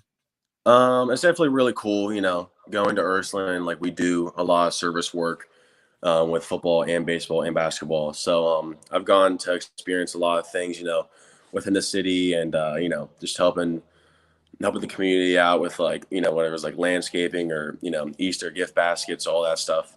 So it's definitely really cool to see people that know who you are, but you don't really know who they are. And just you can make someone's day here, just giving them a compliment or just saying hi to them. I try to, being a senior in the school, I try to just talk to everybody, if they're on freshman or JV or varsity, just make sure everybody's included in that, make sure everyone's loved here. Quick follow-up question. Going out and serving people, does that make you a better servant leader on these teams that you play on? Yeah, I think it does for sure. It definitely sets a standard here at Ursuline that it's not just about winning and losing, there's definitely a bigger picture here. And, I just wanted to, doing that outside of work and community service, it really sets an example for the guys coming up who are going to be in my shoes in a couple of years. So, and just showing that, you're going to win some, lose some, but there's definitely a bigger picture and a bigger lesson to take out of these things. Talking about those guys that are coming up too, you also mentioned the pride that you have in wearing the Ursuline name across your chest and representing them. What is some of the advice that you would give to those guys coming up that are going to be taking those shoes of a leadership position, and how to represent the Irish in their fullest capabilities? I would just tell them to just come in every day with with great energy and just a good mindset to work hard. That was what I did here for the 4 years here. I just wanted to be known as a guy who always came into work no matter what, and if it was early or late, or 2 days in the summer, if I was tired, if I was hurt, because there's been times where I've been tired and hurt, and I still can, we all still come in and put the work in, and give our best effort no matter what. And I think it's just to never take a play off, because you never know what's going to be your last. We've seen that my junior year when it was a regional championship, and we got, me, including 5 other seniors, couldn't play in the regional championship due to COVID-19 protocols. And, none of us knew that was going to happen. So that really put perspective in my mind, saying wow, you really don't know when it's going to be your last, from like COVID, injury, all that good stuff. So, I mean, for guys coming up, freshmen and guys, younger than them, I just want to, I would just tell them just to come in with a good mindset to work hard and be proud of where you're going to school at. Are there any underclassmen on the team right now that you feel like you've kind of been able to mentor a lot and you kind of take pride in their journey and their success that they're having and they'll continue to have after you leave? Yeah, I mean, the past 2 years, Jack Erickson, he's been, he's my backup the past couple of years. He's a sophomore right now, and I got to play basketball and baseball with him too. And he's our leadoff batter right now. So me and him have built a good relationship here, just being in the film room together with Coach Reardon and Coach JD. And, I try to relay to him, some of the mistakes I made that he shouldn't make. And so I think he's going to be really, really prepared for next year being the starting quarterback. And, I'm excited to see, what he does in the field. And looking at this and going into the last tournament, I guess as an Ursuline Irish, talk to me a little bit about just some of the goals you have coming up for this upcoming tournament and what your outlook is for your final games as an Ursuline Irish. I mean, obviously the main goal is a state championship for baseball. That's been our team goal this whole season so far. But obviously you got to take it one game at a time. So we just got the bracket out for the district. And, we have our eyes on the district championship and getting that trophy. And then beyond that, making it to state. And I think some of us have some extra motivation to get there, after what happened in football, coming up short in that state championship. Now I feel like I know I can do it. And I feel like getting back there would be really is a goal of mine and getting the job done. All right, Brady, it's time for the rapid fire portion of the interview. We get to know you a little bit off the field. And I'm going to start with, what was the last thing that you cooked? Last thing that I cooked? I grilled a steak a couple of days ago. And then what is your favorite thing to cook? Favorite thing to cook? Probably eggs, because I cook that the most probably. All right, if you were going to go viral online, what do you think the viral video would be of? Probably like a home run or a touchdown, one of those, something sports related. What is your hidden talent? My hidden talent? I don't think I really have one. I think it's just my talent's all in like athletics and stuff like that. I mean, I'm pretty smart, but I don't really have like a hit. Like I can't like juggle or anything like that. So I don't really have like a hidden talent. What's the best thing to do in a rain delay? Probably just like probably just talk to each other in the dugout. Really, I mean, we don't really do much. We haven't had one today this year yet, but during a rain delay, just just cut up in the dugout and just like laugh with each other. If you could have any superpower, what would you want? To fly. Who's your favorite superhero? Spider-Man. Who is your real life hero? My dad. What is your favorite workout routine? Definitely a Coach Loudon workout. He's our strength and conditioning coach here, and probably he has to do a lot of power clean, so probably power cleaning. If you could live anywhere except for where you live, where would you want to live? Florida. Well, yeah, you're gonna. Yeah. You're gonna. What is your favorite vacation spot? Probably the Outer Banks. I've been there before, so I like that. And if you could vacation anywhere in the world, where would you want to vacation to? Probably Los Angeles. What do you do to clear your mind? To clear my mind, I usually just sit in a room by myself and just in silence, just like think to myself and work on breathing and meditation and stuff like that, and just for a couple minutes just sit back and so just be by yourself and with no noise. If we took you to karaoke night, what would be your go-to karaoke song? Probably "Part in the USA" by Miley Cyrus. What's your walk-up song? A walk-up song? Paradise City. What is one world record that you think you would have a shot in breaking? Oh, that's a good one. Farthest home run hit. Awesome. What is one person, dead or alive, that you would want to have dinner with? Probably Derek Jeter. If we could give you a time machine, what era would you want to go back in time to? The 80s. I think people want me to ask you about your hair because my gosh, you got the locks. What's Yeah. what's the hair care routine? The hair care routine. So I have Kristen S shampoo and conditioner. I wash it every other day, condition every day, and then in the morning, I just put some like curl cream in there and just I'm on my way out to school. The amount of people that are writing down notes right now is many. What is the best friendship you've had in your life?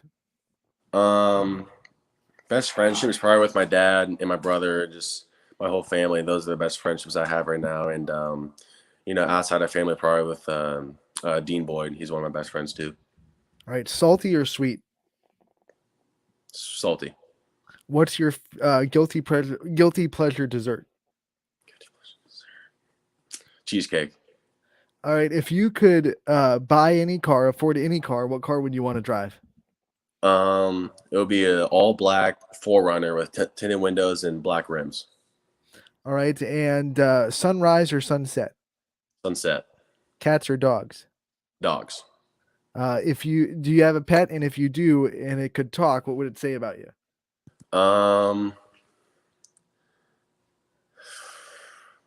It would say I'm good at playing fetch with him.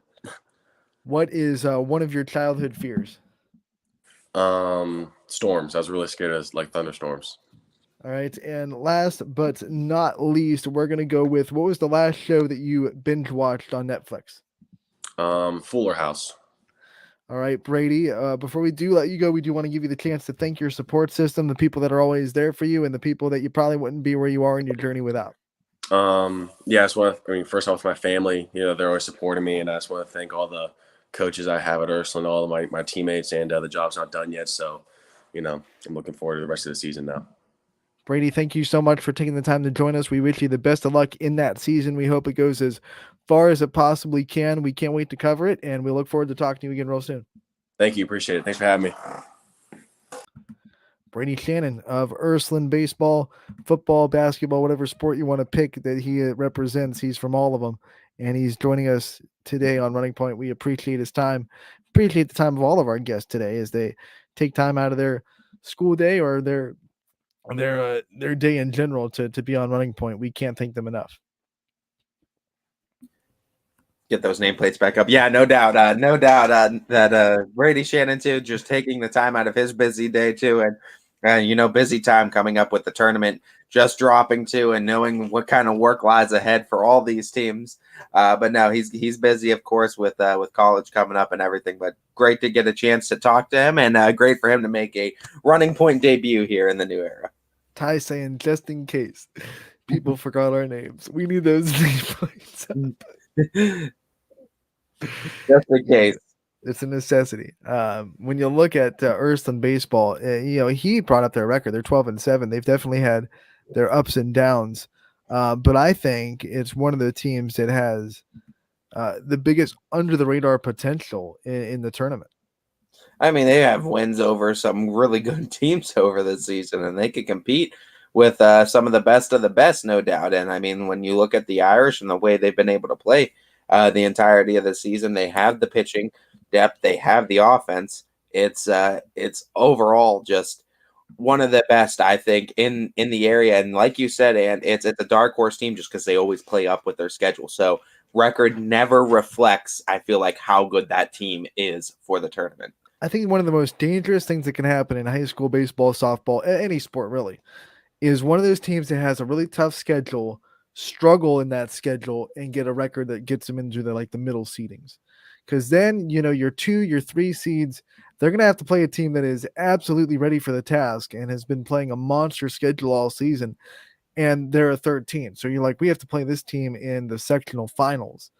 And it's like, good luck, right? I mean, and if you're one of those middle of the pack teams, it's smooth sailing usually after that. If you could beat through those sectional finals, you beat the 2 seed in the sectional final, they're like, okay, let's go. There's not a whole lot more to get to the districts, right?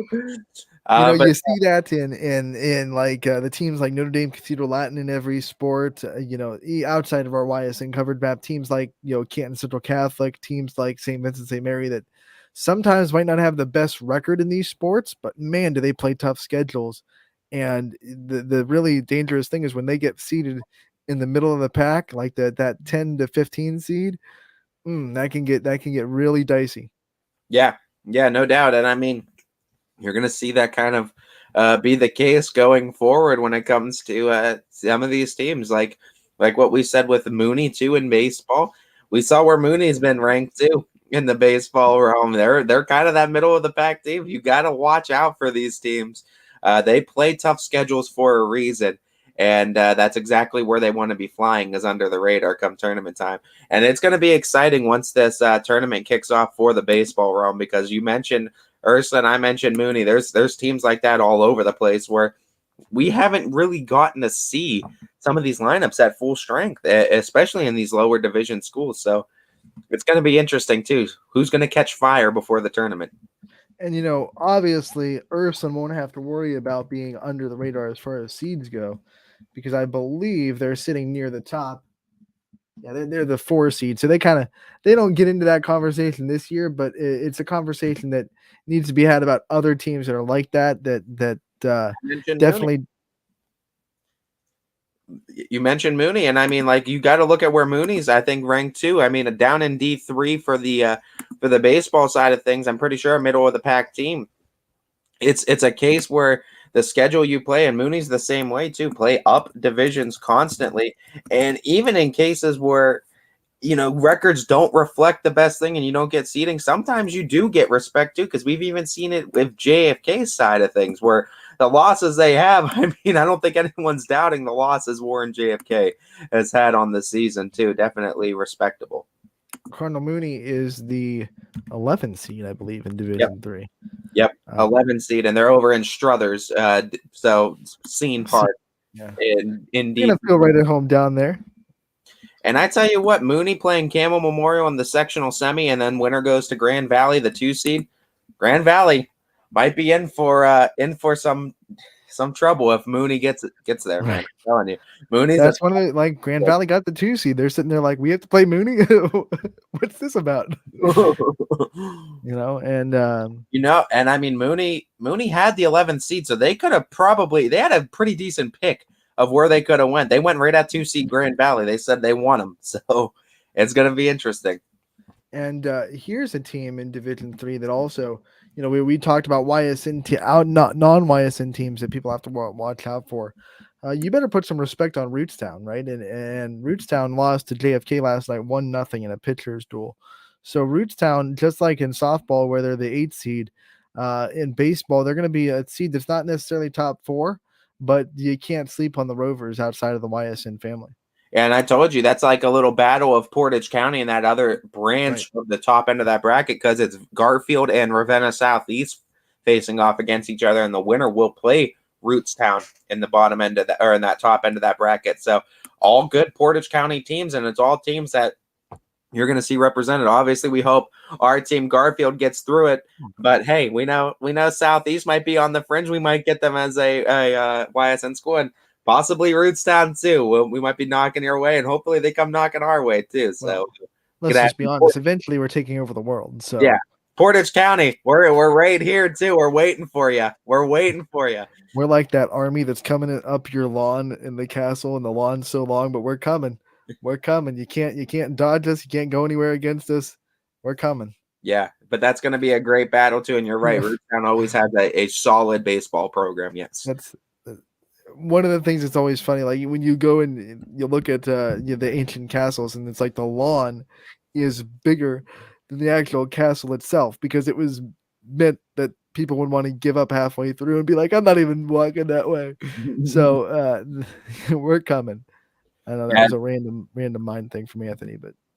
And do you want, exactly, assemble. And do you want to take our next break? And when we come back, I could have the baseball power rankings loaded up, fresh off the oven. We could talk about them a little bit before tonight's matchups. Let's do it. All righty. Let's do it right after we pay some more bills here. Whatever it takes. New things happen all day.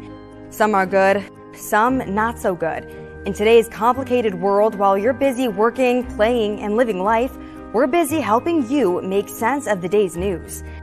And there's only one place where it comes together with clarity, context, and accountability.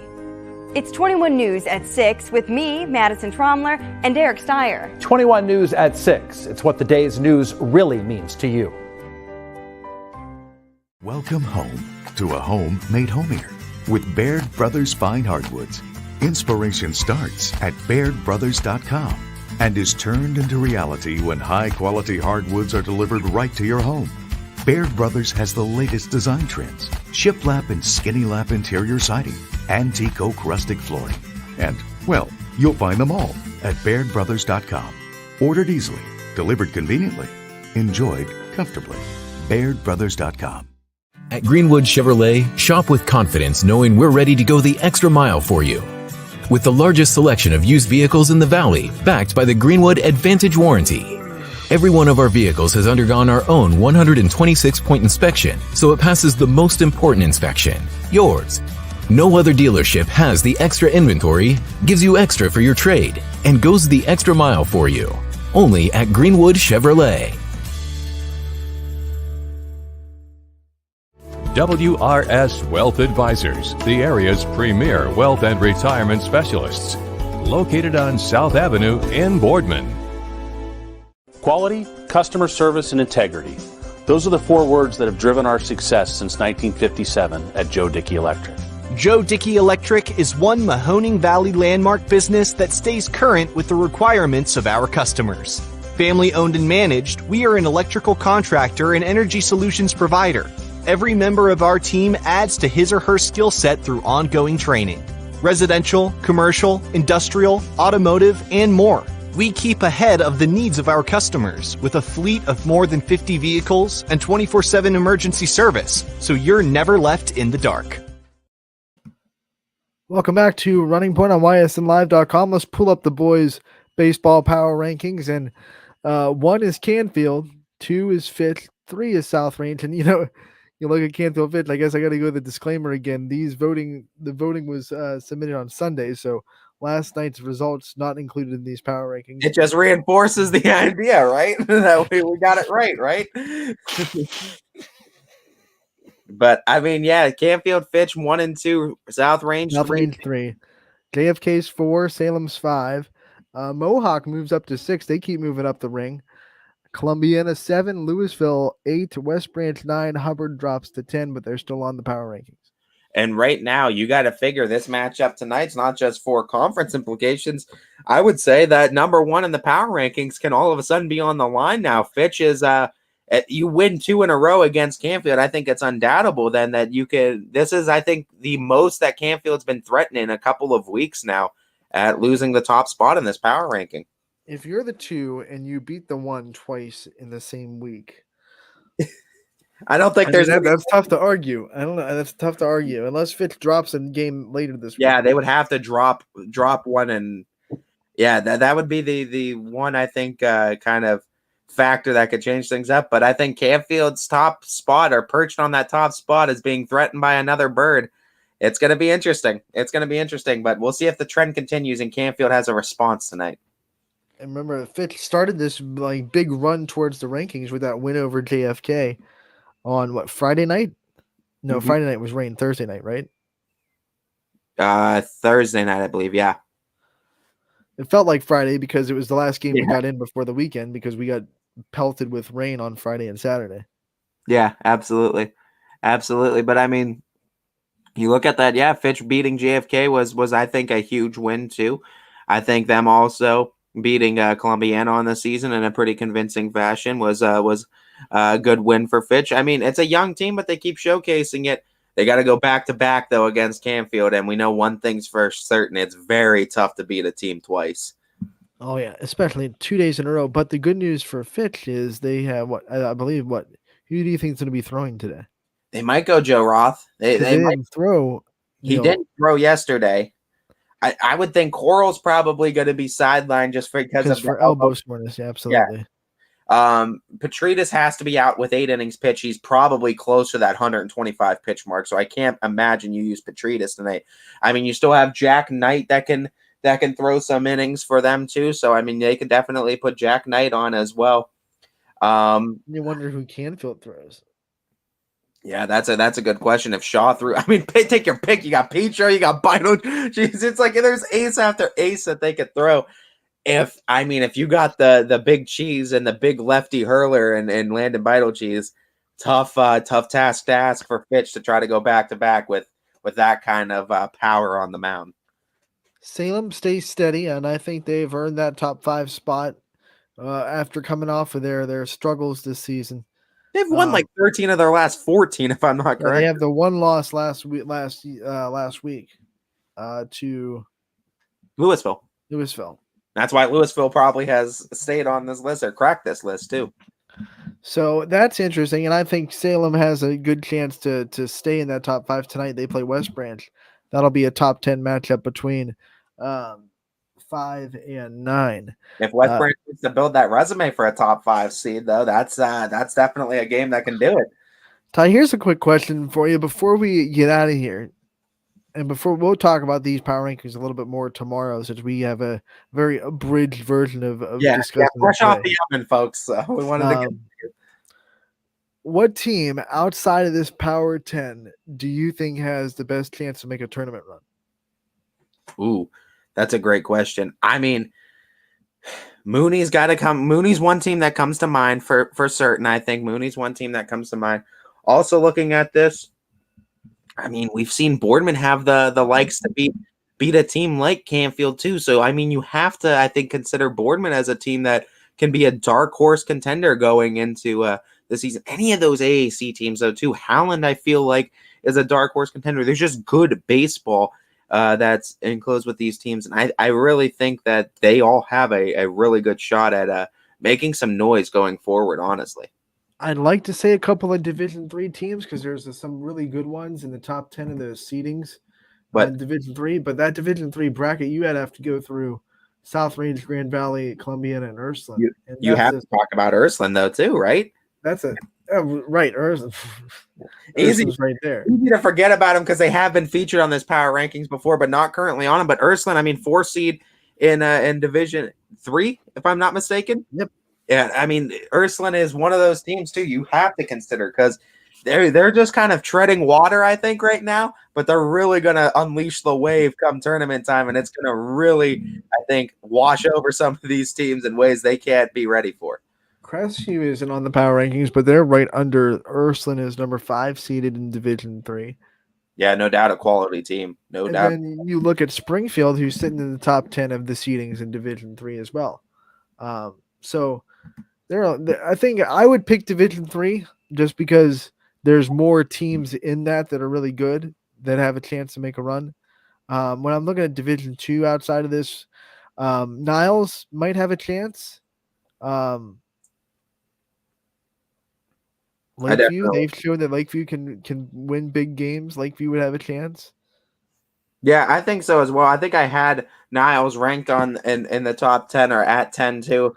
For me, in Division I, Boardman has a chance because they've proven they can beat the number 1 team on this list. That's what I've said too. I think Boardman has a great chance. I think Howland has a great chance. Howland's beat Fitch, and Howland showcased that they could contend with teams. Very interesting though, and as tournament time is getting closer and the regular season of baseball is winding down. Yeah, last full week of the regular season, there might be some makeup games next week that go in between tournaments like we're seeing in softball this week. But before we get out of here, I want to go to the schedule for tonight. I want to remind everybody that the regular season games are free, but if you want to watch a softball tournament game, they are $9.99, gets you access to every game. So one payment of $9.99 gets you access to every tournament game on the network tonight. And we'll start with those softball games. All these are tournament games. It is Berkshire at Newton Falls. Brian Oatridge will have the call there. Cheney at Poland. Noah Ricks making the trip to North Elementary School to have the call there. Conneaut travels to United. Chris Sigler will have the call. Garfield at Springfield. That'll be a good one. Noah Doty was going to be on the call there. Jefferson and Struthers meet up for the 3rd time this season. as they will be playing at 5 o'clock, and Bob Zaney will have the call there. Southeast travels to Salem. I will have the call for that one, 5 o'clock. And DJ is making the trip to East Palestine, not a long trip for him at all, as Camel Memorial comes to town. The winner of that will play South Range. But that's at 5 o'clock as well. Some other tournament games that are happening, 2 more tournament games that are happening in DCL at Lakeview and Niles at Girard, both first pitches at 5 o'clock. So those are 1, 2, 3, 4, 5, 6, 7 tournament games for softball on the network tonight, and you can have them all for one payment of $9.99. Some baseball regular season action going on at Scene 1, Lowville hosting Mineral Ridge. Alec Caberna will have the call there. That is a 5 o'clock first pitch. Columbiana traveling to Wellsville. Joe Eusebio on the call for that one. Lakeview at Jefferson. Pat Santor going to have the call for that one. Canfield at Austintown Fitch at Scene 3. For those of you that don't know, that is a location switch. This game was supposed to be at Canfield, but instead it will be at Scene 3. Canfield will still be the home team. Ty, you will have the call at Scene 3 at 5 o'clock. Poland traveling to Niles. Matt Mayer going to make the call there. 5 o'clock first pitch. Chalker at Badger. Matt Morrison going to call that game at 5 o'clock. Struthers traveling to Hubbard. Richie Giuliano making the trip down to the Eagle Country for that call. And then the big rivalry, West Branch at Salem. Derek Rhodes will have the call from Ray Stadium. So those are the games on the network tonight. Baseball is free. Softball, once again, pay-per-view. Some other games happening around the area in the YSN. Bristol at Garfield, Rootstown at Warren JFK. South Range will be traveling to Girard. United traveling to East Palestine, and Monroe Central will be traveling to Edison. So those are the games for tonight. Make sure to stay tuned to ysnlive.com/live to see all the list of the games that you can watch. 7 games for $9.99. I mean, it's a great deal. It's a great deal. It's a great deal indeed, and there's some really good matchups there. As these are all sectional semifinal games, as teams look to advance to the sectional finals. Casual Sports Podcast coming up next from 2 to 3, Power Hour from 3 to 4. Me and Ty, we're taking a 22-hour break. We want to thank our guests today, Emily Denny, Maddie Weimer, and Brady Shannon for coming on. Tomorrow, we're going to have Caden Burt from Salem Baseball threw a complete game the other day. He'll be on at 12:30 for us. And then, of course, I know we got the golf guru himself. Also, we'll also have Scotty trying to stump Ty with trivia like he always does every week, and much more tomorrow on Running Point, brought to you by Greenwood Chevrolet in Austintown. We'll see you tomorrow. Please enjoy all the games tonight, whether you're going or you're watching on ysnlive.com/live.